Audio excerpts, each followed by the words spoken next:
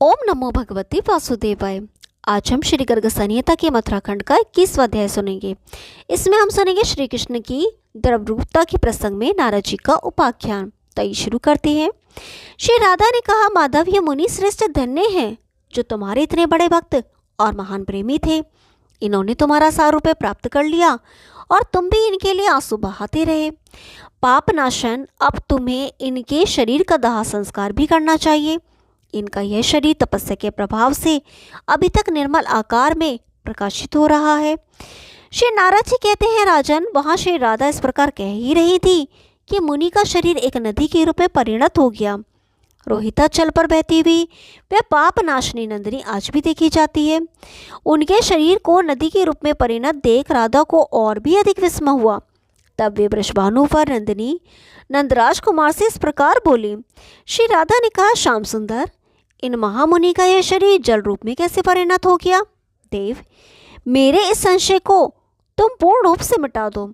श्री भगवान ने कहा, रंभोरु, ये मुनीश्वर प्रेम लक्षणा भक्ति से संयुक्त थे, इसीलिए इनका यह शरीर द्रव भाव को प्राप्त हुआ है।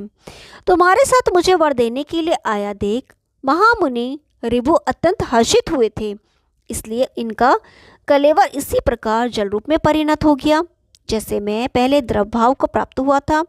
श्री राधा ने पूछा, देव देव दयानिधे, तुम कैसे द्रव भाव को प्राप्त हुए थे? ये बात मुझे बड़ी विचित्र लग रही है, तुम विस्तार से यह सब बताओ। श्री भगवान ने कहा, इस विषय में जानकर लोग इस प्राचीन इतिहास को सुनाया करते हैं, जिसके श्रवण मात्र से पापों का पूर्णतः नाश हो जाता है। पूर्व काल में प्रजापति ब्रह्मा मेरे नाभिक कमल से प्रकट हो प्राकृत जगत की सृष्टि करने लगे। वे अपनी तपस्या और मेरे वरदान से शक्तिशाली रहे। एक समय सृष्टिकर्ता ब्रह्मा की गोद से सुंदर पुत्र नारद जी का जन्म हुआ। वे मेरी भक्ति से उन्मत्त होकर भूमंडल पर भ्रमण करते हुए मेरे नाम पदों का कीर्तन करने लगे। एक दिन प्रजापति ब्रह्मदेव ने नारद जी से कहा, महामते, ये व्यर्थ घूमना छोड़ो और प्रजा की सृष्टि करो। उनकी बात सुनकर ज्ञान मार्ग परायण नारद ने इस प्रकार कहा, पिताजी, मैं सृष्टि नहीं करूँगा क्योंकि वह शोक मोह पैदा करने वाली है।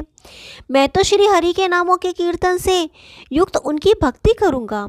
आप भी इस सृष्टि व्यापार में लगकर दुख में अत्यंत आतुर रहते हैं, अतः आप भी सृष्टि रचना छोड़ दीजिए। यह सुनकर ब्रह्मा जी के अधर क्रोध से फड़कने लगे। उन्होंने कुपित हो शाप देते हुए कहा, दुर्मते, तुम एक कल्प तक सदा गाने बजाने में ही लगे रहने वाले गंधर्व हो जाओ। श्री राधे, इस प्रकार ब्रह्मा के शाप से नारद जी उपब्रहण नामक गंधर्व हो गए। वे एक कल्प तक देवलोक में गंधर्वराज के पद पर प्रतिष्ठित रहे। एक दिन स्त्रियों से घिरे हुए वे ब्रह्मा जी के लोक में गए। वहाँ सुंदरियों में मन लगा रहने के कारण उन्होंने ताल रहित गीत गाया। तब ब्रह्मा ने पुनः शाप दे दिया, दुर्मते, तू शूद्र हो जा। इस प्रकार ब्रह्मा जी के शाप से वे दासी पुत्र हो गए। राधे, फिर सत्संग के प्रभाव से नारद जी ब्रह्मपुत्रता को प्राप्त हुए। तदंतर पुनः भक्ति भाव से उन्मत्त हो भूतल पर विचरते हुए मेरे पदों का गान एवं कीर्तन करने लगे। मुनीन्द्र नारद वैष्णवों में श्रेष्ठ मेरे प्रिय तथा ज्ञान के सूर्य हैं। वे परम भागवत हैं और सदा मुझ में ही मन लगाए रहते हैं। एक दिन विभिन्न लोगों का दर्शन करते हुए गान तत्पर नारद, जिनकी सर्वत्र गति है, इलावत खंड में गए, जहाँ प्रिय जम्बू फल के रस से प्रकट हुई श्याम वर्णा जम्बू नदी प्रवाहित होती है तथा जम्बू नद नामक स्वर्ण उत्पन्न होता है। उस देश में रत्नमय प्रसादों में से युक्त और दिव्य नर नारियों से भरा हुआ एक देवनगर नामक नगर है, जिसे योगी नारद ने देखा। वहाँ कितने ही लोगों के पैर नहीं थे, गुल्फ नहीं थे और घुटने भी नहीं थे। जंगा अथवा जगन भाग का भी कितने ही लोगों के पास अभाव था। वे विकलांग और कृशोदर थे और कितनों के पीठ के मध्य भाग में कुबड़ निकल आए थे। दांत गिर गए थे या ढीले हो गए थे। कंधे ऊंचे थे, मुख झुका हुआ था और कितनों के गर्दन ही नहीं थी। इस प्रकार नारद जी ने वहाँ की स्त्रियों और पुरुषों का अंग भंग देखा। उन सबको देखकर मुनि ने कहा, ओह, ये क्या बात है? यह सब तो विचित्र ही दिखाई देते हैं। आप सब लोगों के मुंह कमल के समान हैं, शरीर दिव्य है और वस्त्र भी अच्छे हैं। आप लोग देवता हैं या उपदेवता अथवा कोई ऋषि श्रेष्ठ हैं? आप सब लोग बाजों के साथ हैं तथा रमणीय गीत गाने में संलग्न हैं। आपके अंग भंग कैसे हो गए, यह बात शीघ्र मुझे बताइए। उनके इस प्रकार पूछने पर वे सब दीन चित होकर बोले। राघव ने कहा, मुने, हमारे शरीर में सतह बड़ा भारी दुख पैदा हो गया है, परंतु यह सब उसके आगे कहना चाहिए जो उसे दूर कर सके। महर्षि, हम लोग राग हैं और वेदपुर में निवास करते हैं। मानद, हम अंग भंग कैसे हो गए इसका कारण बताते हैं, सुनिए। हिरण्य गर्भ ब्रह्मा जी के एक पुत्र पैदा हुआ है जिसका नाम है नारद।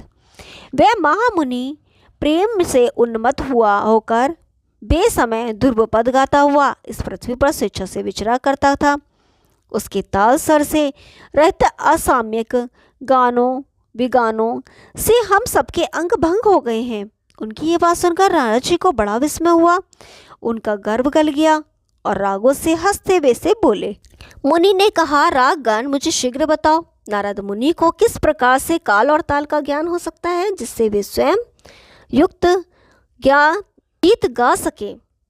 रागों ने कहा, साक्षात वैकुंठनाथ की प्रिय भार्याओं में मुख्य सरस्वती देवी यदि नारद को संगीत की शिक्षा दे सके तो वे मुनि कौन सा राग किस समय किस ताल स्वर से गाना चाहिए इसे जान सकते हैं। उनकी यह बात सुनकर दीन वत्सल नारद सरस्वती का कृपा प्रसाद प्राप्त करने के लिए तुरंत ही शुभ्रगिरी पर चले गए। वह उन्होंने 100 दिव्य वर्षों तक निरंतर अत्यंत दुष्कर तपस्या की। ब्रजेश्वरी उन्होंने अन्न जल छोड़कर केवल सरस्वती के ध्यान में मन लगा लिया था। नारद जी की तपस्या से वह पर्वत अपना शुभ्र नाम छोड़कर नारदगिरी के नाम से प्रख्यात हो गया। यह सारा पर्वत उनकी तपस्या से पवित्र हो गया।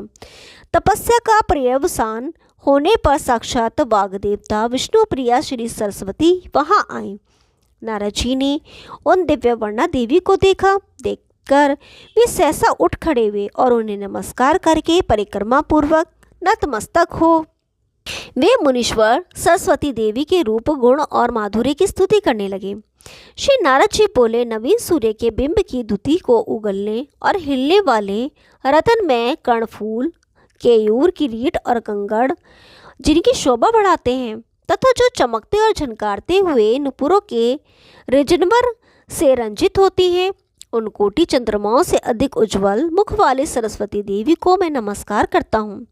जो चंचल चरण और चंचू पुट वाले उड़ते हुए कलहंस पर विराजमान होती तथा निर्मल मुक्ता फलों के अनेक हार धारण करती है, उन सौभाग्यशालिनी सरस्वती देवी को मैं प्रणाम करता हूँ। जो अपने दोनों पार्श्व के 2-2 निर्मल हाथों में कर्मशय वर अभय पुस्तक और उत्तम वीणा धारण करती है, उन जगन्मयी ब्रह्ममयी शुभदत्त एवं मनोहर सरस्वती देवी को मैं नमस्कार करता हूँ। श्वेत वर्ण की लहरदार रेशमी साड़ी पहनने वाली अतीव मंगल स्वरूप सरस्वती मुझे स्वर ताल का ज्ञान प्रदान कीजिए, जिससे मैं अविनाशी एवं सर्वोत्कृष्ट रासमंडल में सर्वोपरि और अद्वितीय संगीतज्ञ हो जाऊं। श्री भगवान कहते हैं, श्री राधे सरस्वती का यह नारोद्युक्त दिव्य स्रोत जड़ता का नाश करने वाला है। जो प्रातःकाल उठकर इसका पाठ करेगा वह इस लोक में विद्वान होगा। तब प्रसन्न हुई वाग देवता ने महात्मा नारद को भगवत प्रदत्त स्वर ब्रह्म से विभूषित एक वीणा प्रदान की। साथ ही राग रागनी उनके पुत्र देशकालाधिकृत भेद तथा ताल लय और स्वरों का ज्ञान भी दिया। ग्रामों के 56 कोटि भेद और असंख्य अवान्तर भेद, नित्य वाधृत तथा सुंदर मूर्छना, इन सब का ज्ञान नारद जी को प्राप्त हुआ। वैकुंठपति की प्रियाओं में प्रमुख साक्षात सरस्वती देवी ने स्वरगम्य सिद्ध पदों द्वारा नारद जी को संगीत की शिक्षा दी। राधे नारद को रासमंडल के उपयुक्त अद्वितीय रागोद्भावक बनाकर विष्णु बल्लभा वाग देवी वैकुंठ धाम को चली गई। ओम नमो भगवते वासुदेवाय। 22वां अध्याय कल सुनेंगे। तब तक के लिए नमस्कार।